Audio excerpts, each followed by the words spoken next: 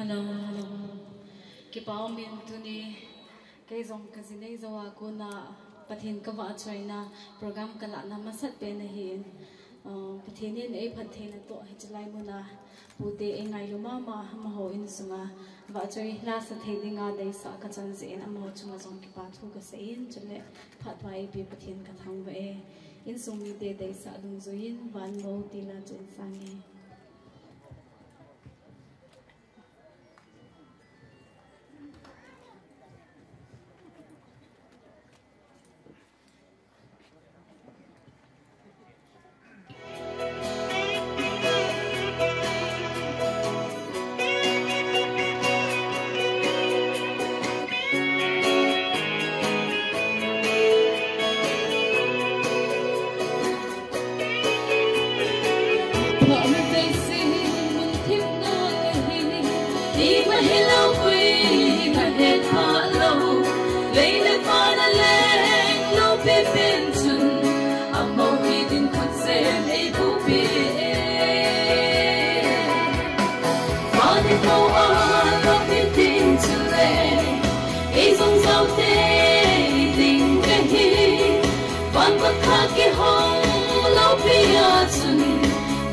Walking day, Hong Da at Sun, Long Sit for Christa, they the law within.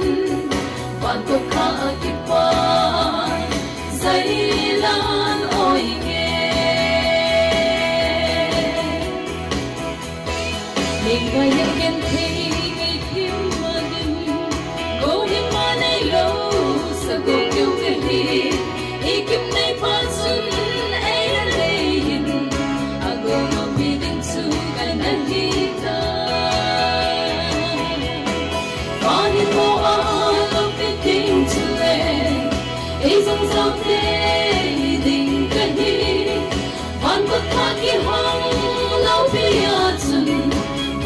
Walking day, Hong Da at Sun, Long Sit for Christa, they the law in din.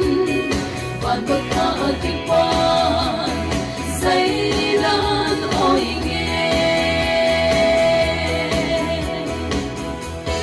Christa Moga He, a low being, a house at the hall, no bidding, a tona hosong, competing. Nasa maagahe Wanted mo ang bitin chile Isang something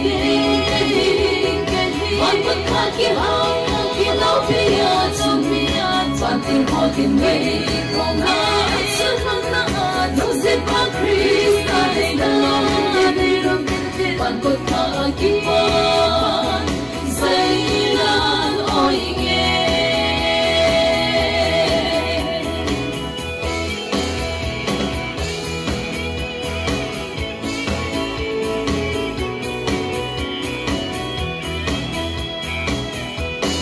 Pagpusin na gawin ay